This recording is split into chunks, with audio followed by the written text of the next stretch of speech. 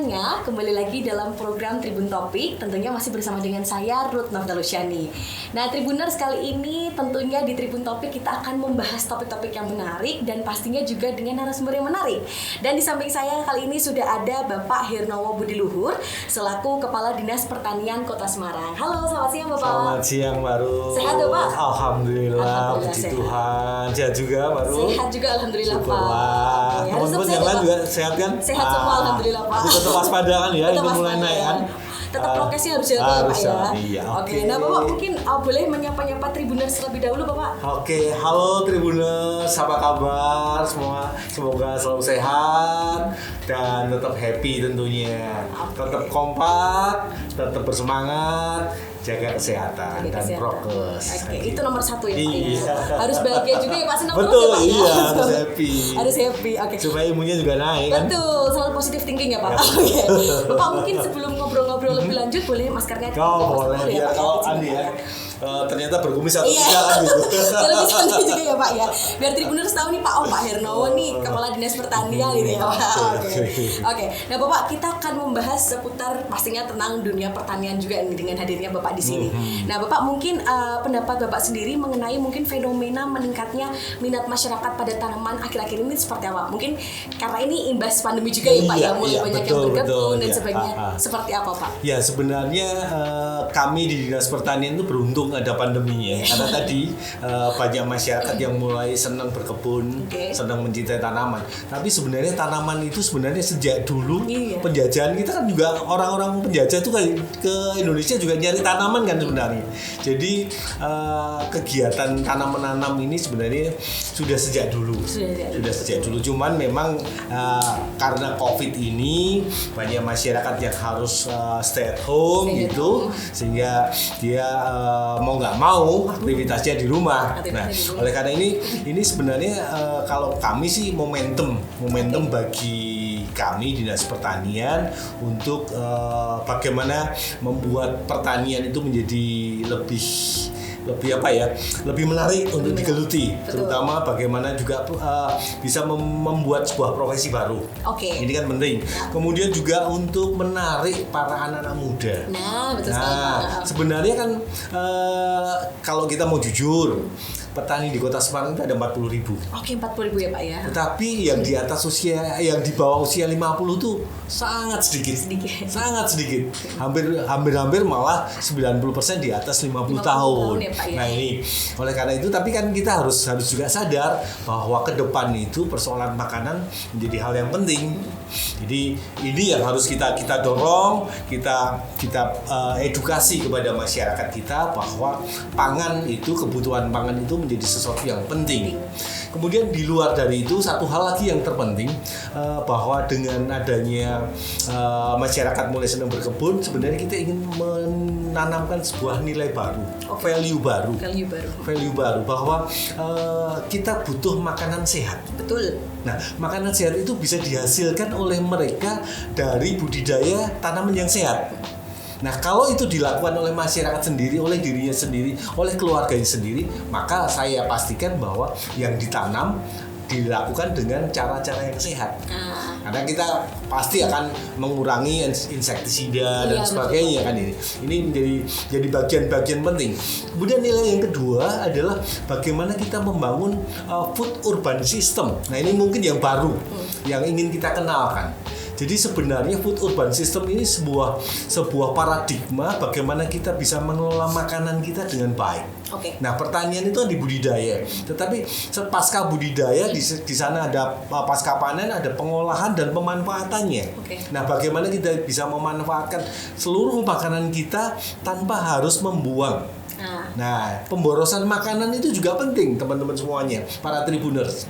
Di kita coba kalau kita di rumah sering nggak kita buang nasi. Sisa makanan ya Pak ya. Sisa makanan kita kan banyak sekali. Nah itu kan kalau katakanlah kita tiap hari membuang 30% satu keluarga. Kalau 30 ini kita kumpulkan di dalam seminggu, sebulan, setahun, sudah berapa hektar yang padi yang sebenarnya bisa dimanfaatkan atau dikonsumsi oleh penduduk sekitar kita.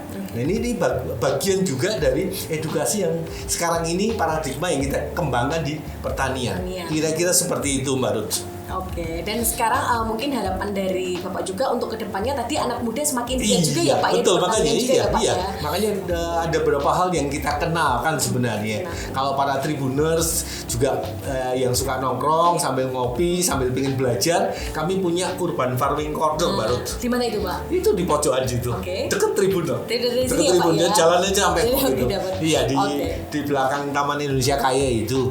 Nah, di sana teman-teman bisa mau berkonsultasi. Jadi kami buka di sana, teman-teman kalau mau konsultasi, misalnya punya tanaman mangga di rumah, saya punya 2 tanaman mangga di rumah kok nggak pernah berbuah ya Pak ya, misalnya seperti itu, kami layani dan kalau perlu kami akan datangi. Dibantu ya Pak ya? Iya, kami datangi. Kami punya program juga yang namanya home visit dia. Home visit. Jadi kayak dokter juga. Kita punya home visit. Masih gratis kok. Masih gratis. Jadi monggo kepada teman-teman karena di kota ini kami tidak hanya melayani kelompok. Kalau di desa-desa kan ada PPL itu, petugas penyuluh lapangan itu melayani kelompok-kelompok tani. Nah, kalau di kota kan nggak mungkin. Artinya kita punya pangsa pasar juga yang harus kita layani, kita beri fasilitasi termasuk tadi para pemilik pekarangan yang mungkin masih ada 1-2 tanaman buahnya atau punya tanaman sayuran di rumah yang bermasalah, maka dengan senang hati kami akan datang, kami akan layani. Termasuk juga kalau misalnya Mbak Ruth kepingin memasarkan produk di rumah, punya bunga yang bagus misalnya, dititipin di sana. Bisa ya Pak? Bisa dititipin di sana. Nah, nanti dengan pola-pola baru pemasaran baru pula. Di sana ada scan barcode-nya, QR code-nya, kemudian bisa baru dihubungi nanti harganya berapa dan sebagainya. Kira-kira model-model seperti itu. Jadi terus kemudian kita juga punya yang pendidikan atau edukasi.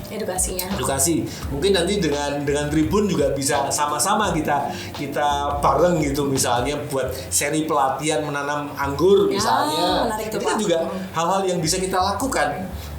Sebuah seri membuat video bareng-bareng. Kan mungkin teman-teman di Tribuners lebih pinter ngambil gambar dari sudut-sudut yang anak-anak milenial lebih suka gitu kan, daripada kami yang kolonial di dinas gitu kan. Nah, ini yang mungkin bisa dikembangkan dan kita bisa kolaborasikan seperti itu. Kira-kira gitu Mbak. Seperti itu ya Pak. Menarik ya? Menarik banget Pak. Nah, ini dari cerita Bapak sendiri untuk misalnya ada anak-anak muda yang mungkin untuk mengisi masa pandemi menanam di rumah itu manfaatnya banyak sekali ya Pak ya. Selain untuk mungkin lingkungannya juga jadi lebih sehat, lebih asri pastinya, juga nanti mungkin bisa jadi mata pencarian juga ya Pak ya. Betul, harapan kami seperti itu justru ya. Karena di masa pandemi teman-teman semuanya Tribuner, kita ada beberapa anak muda yang sekarang ini berhasil loh. Jadi saya sebut nggak apa-apa, tapi ini bukan sponsor ya, tapi saya akan sebutkan bahwa ada Agrofarm, itu anak muda selama pandemi ini dia sudah bisa sekarang supply produk-produk pertaniannya. Kemudian juga yang Sandi Buana Farm itu juga masa pandemi, anak muda juga. Jadi setidaknya di Semarang ini sudah ada 2 atau 3 yang mereka sudah bisa memasarkan hasil pertaniannya di masa pandemi ini. Akibatnya itu belajar dari kegiatan pertanian masa pandemi ini. Dan luar biasa. Justru berarti dengan masa pandemi ini malah tercipta ide-ide baru tadi ya Pak ya. Betul, iya. Termasuk pengolahannya. Jadi upaya-upaya pengolahan makanan itu kan luar biasa sebenarnya. Kalau di kafe-kafe sekarang kita lihat juga ada semacam apa itu roll yang sayuran itu kan juga ada namanya apa itu. Itu yang tanaman-tanaman itu ya Pak ya. Nah, kalau misalkan Pak Hernowo sendiri Pak mungkin melihat dari kacamata Dinas Pertanian, bagaimana sih Pak mungkin ada cara-caranya kah Pak agar fenomena mungkin akhir-akhir ini kan senang nih banyak masyarakat yang menanam gitu ya Pak, supaya fenomena ini tuh jangka panjang gitu langgeng istilahnya seperti itu, tidak hanya jangka pendek seperti apa Pak? Kalau istilah Jawa tidak gogrok-gogrok asam gitu ya. Iya betul. Jadi sebenarnya kami sudah berpikir ke arah sana. Yang pertama secara regulasi. Jadi Pak Wali mencoba mencoba mengeluarkan sebuah aturan gitu, namanya peraturan wali kota tentang pembudayaan urban farming. Jadi Perwal nomor 24 kalau nggak salah nomornya. Nah, di sana Pak Wali mengajak seluruh komponen masyarakat. Kan tagnya Pak Wali itu kan bergerak bersama. Iya, benar. Nah, jadi melibatkan seluruh komponen masyarakat semuanya. Kalau kita tahu sebenarnya di jajaran akademisi itu kan dikenal pentahelik ya. Pentahelik itu ada pemerintah, ada swasta, ada akademisi, ada pers, kemudian ada masyarakat, itu bergerak bersama. Nah, di Perwal itu juga dimunculkan upaya-upaya kita untuk menggelorakan dan membudayakan gerakan urban farming itu dari sisi regulasinya. Kemudian juga tentunya di zaman yang sekarang ini menggelorakannya supaya tidak gogrok-gogrok asem ya, kita lakukan upaya sosialisasi yang terus-menerus, termasuk hari ini saya datang ke Tribuner. Itu kan menyapa Tribuner itu juga dalam rangka kembali menggelorakan dan meyakinkan bahwa kegiatan pertanian itu satu menarik, yang kedua secara ekonomi sebenarnya bisa dibuat sebuah profesi yang baru. Seperti itu ya Pak. Iya. Berarti tadi dari pemerintahan sendiri mungkin regulasinya juga cukup membantu ya Pak, supaya iya. ini langgeng istilahnya seperti itu. Kemudian dari Dinas Pertanian sendiri juga sosialisasi tergencar juga ya Pak, pastinya. Termasuk mengintegrasikan Pak. Mengintegrasikan dengan berbagai kegiatan pemerintah yang ada. Nah, betul. Nah, ini kan juga bagian langsung yang seperti misalnya ada Kampung Siaga Candi Hebat yang selama Covid ini misalnya. Di sana ada rumah singgah misalnya, atau ada semacam rumah isolasi mandiri yang dilakukan oleh masyarakat.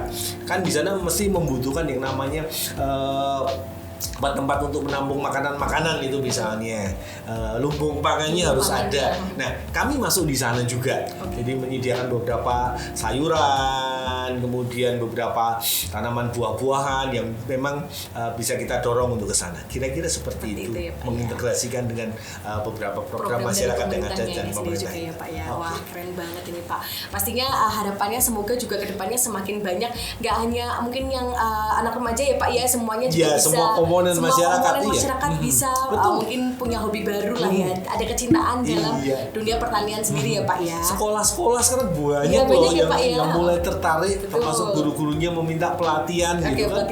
Iya, mereka meminta pelatihan, makanya kami berikan yang mereka minta pelatihan secara klasikal kita layani, tapi yang secara individual monggo tadi yang kita tiap hari Sabtu di Urban Farming Corner. Nah, itu ya Pak ya. Oke. Dan mungkin kalau untuk di tahun 2022 sendiri nih Pak, program apa Pak ada program apa dari Dinas Pertanian sendiri? Ya, yang jelas itu pertama ya pengembangan pertanian perkotaan itu pasti ya. Itu yang harus ada. Kemudian kita coba dorong supaya semua stakeholder tadi berperan. Jadi bagaimana swasta bisa memberikan CSR kepada kelompok-kelompok masyarakat yang ada. Banyak sekarang beberapa perusahaan-perusahaan yang besar memberikan CSR-nya langsung kepada kelompok-kelompok masyarakat misalnya. Jadi kemudian juga kita juga kembangkan. Semarang itu dulu pernah jaya di sisi toga. Toga itu tanaman obat-obatan. Nah, itu makanya kita akan kembangkan kembali di beberapa wilayah pinggiran kita untuk pengembangan kawasan pon-pon. Nah, itu bagian yang kita dorong, karena sebenarnya di sana prospek secara ekonomi juga menjanjikan. Betul. Ya. Jadi kalau kita misalnya aja contoh saja Mbak Ruth punya satu polybag untuk tanaman jahe misalnya. Itu kalau modal kita jahe itu berapa sih harganya gitu? Dengan media tanah ya dibuat paling mahal lah, dengan polybagnya 10.000 katakanlah. Kemudian 8-9 bulan berikutnya kalau di polybag bisa keluar 2-3 kilo. Siapa? Nah, di sana 1 kilonya katakanlah 40.000 gitu kan. Kalau 2 kilo 80.000 kan udah lumayan. Kalau punya 10 polybag gitu kan berarti paling tidak 80 kali 10 gitu kan 800.000. Lumayan kan? Nah, enggak, ini kalau kita lihat itu satu keluarga, kalau satu RT kira-kira. Nah, kita kan bisa merayakan kegiatan peringatan Hari Puncak Proklamasi tanpa harus iuran. Iya, betul. Diambil dari itu saja kan gitu. Ini kan bagian ya. Oke. Kan 800 katakanlah nih 80.000 kali 10 kan udah 800.000 kan. Sudah bisa buat solo ordenan kan. Kira-kira kan begitu. Betul. Itu baru contoh kecilnya Contoh aja ya Pak kecilnya ya. saja, gitu. Oke, itu baru misalkan satu keluarga aja nih, belum misalkan satu RT atau satu lingkungan gitu ya Pak ya. Betul. Mungkin ketika tidak hanya profitnya aja, tapi mungkin ketika dari keluarganya sendiri butuh kayak misalnya cabai atau jahe untuk masak bisa ambil sendiri ya Pak. Iya betul. Dan itu sebenarnya mensubstitusi banyak pengeluaran keluarga. Banyak pengeluaran keluarga, Ya. betul. Jadi kalau misalnya kita harusnya beli cabai katakanlah 3.000, 4.000 gitu kita petik kan sebutuhnya. Kalau kita beli cabai di pasar gitu kan kadang-kadang lama sampai membusuk kan. Tapi kalau kita punya sendiri kan cukup ambil 2 atau 3 untuk nyeplos tahu gitu kan cukup gitu misalnya. Oke, lebih membantu pengeluaran, menghemat pengeluaran juga ya Pak ya. Pengeluaran itu. Dan itu kalau di total lumayan loh itu. Bagi ibu-ibu itu kalau bisa hemat begitu kan ya walaupun sekarang nggak perlu beli lipstik ya. Tapi kan bisa untuk perawat wajah karena tutup masker. Iya betul Pak. Bisa dialokasikan untuk yang lain ya Pak ya. Oke. Nah ini menarik banget Pak obrolan dengan Pak Hernowo. Nah kemudian Pak mungkin kalau masih ada tapi di samping itu masih ada di program-program yang lain. Kita termasuk melestarikan plasma nuftahnya kita. Jadi kita itu kan Semarang itu punya beberapa tanaman-tanaman unggulan juga. Contohnya durian misalnya. Kita kan punya 2 varietas unggulan yang sebenarnya tidak kalah dengan durian-durian yang lain. Yang satu durian kolil, satunya lagi durian malika. Nah, baru denger toh? Itu padahal durian-durian juaranya Semarang. Jawa Tengah. Ya, iya. Nah ini sedang kita dorong, kita budidayakan, kita kembangkan supaya mereka kenal bahwa mereka nggak cuma kenal durian bawor, nggak cuma kenal durian musangking, tapi Semarang punya plasma nuftah yang harus kita lindungi dan harus kita kembangkan sebagai sebuah kebanggaan. Durian kolil sama malika tadi. Ini sedang kita proses sertifikasi ke tingkat nasional supaya nanti izin edarnya bisa nggak kalah dengan musangking misalnya gitu. Ini beberapa program-program yang mungkin kita dorong, termasuk juga upaya-upaya kita yang kita kembangkan melanjutkan yang kemarin. Jadi bagaimana kita mewujudkan ketahanan pangan kita.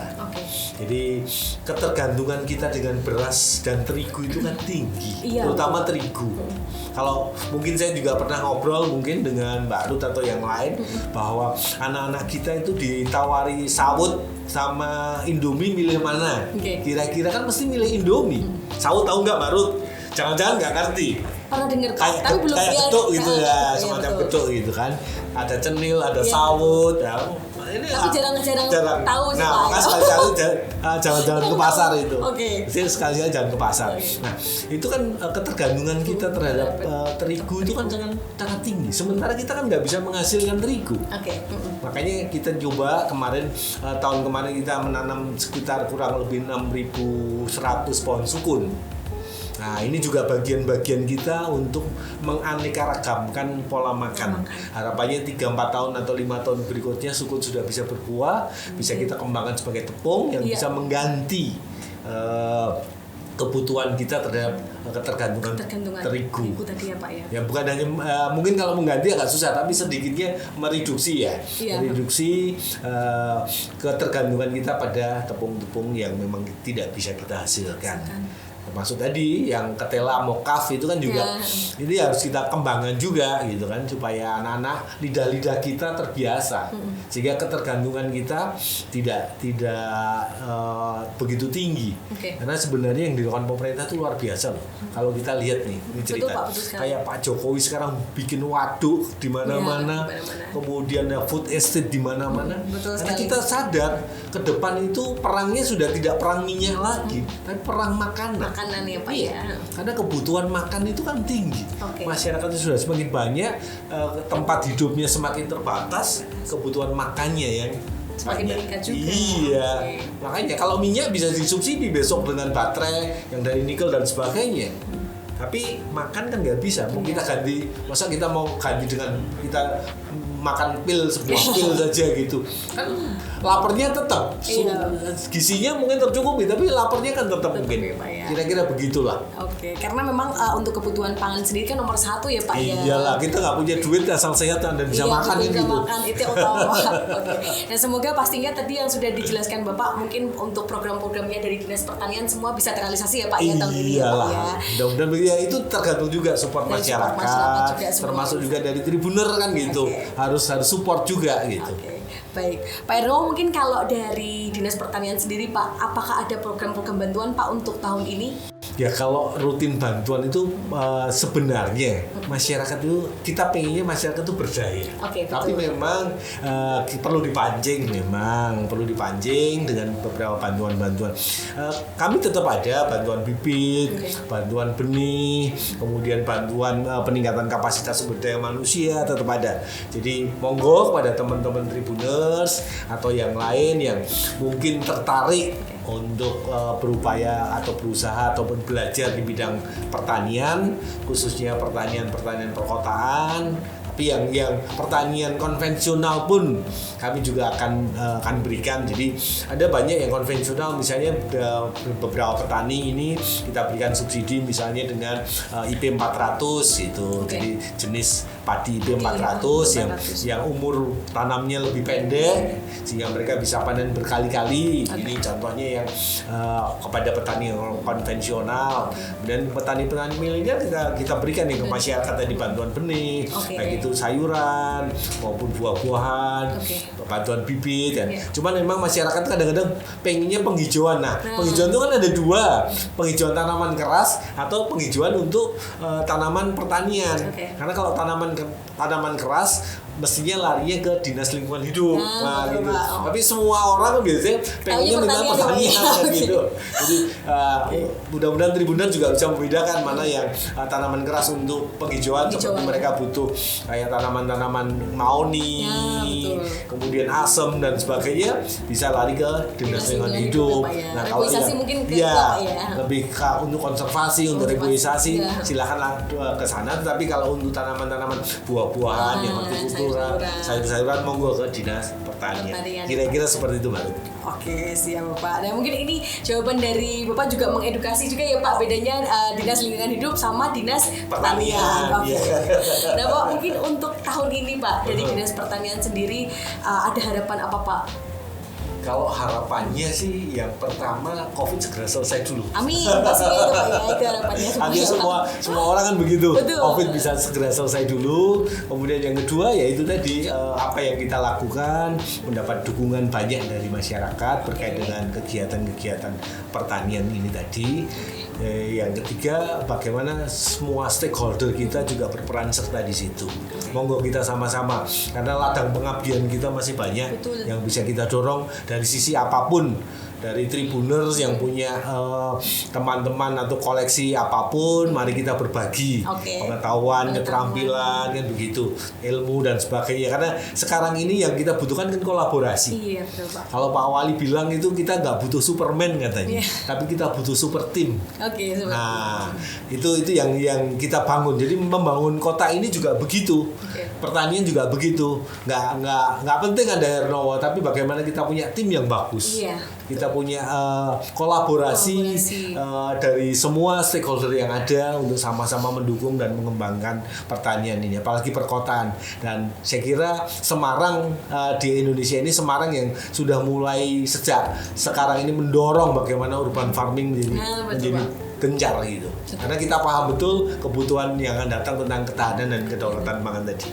Kira-kira gitu, Mbak Lut. Oke, yang penting tadi harus sinergitas juga ya Pak ya, semua pihak ya. Baik mungkin pemerintahannya sendiri, kemudian masyarakatnya sendiri juga gitu. Mungkin tadi yang harapan dari Bapak juga mungkin menggerakkan semakin banyak anak-anak muda ya Pak ya, cinta sama dunia pertanian ya Pak ya. Oke. Nah Bapak mungkin sebelum mengakhiri ada pesan-pesan kah Pak untuk Tribuners, mungkin ajakan untuk semakin mengencarkan penanaman tadi itu seperti apa, boleh Pak? Pak. Ya, untuk para Tribuners saya kira ini kesempatan kita di masa pandemi ini untuk satu kata untuk yuk nandur gitu, atau ayo nandur. Jadi apapun kesulitannya, mari berbagi dengan kami di Dinas Pertanian.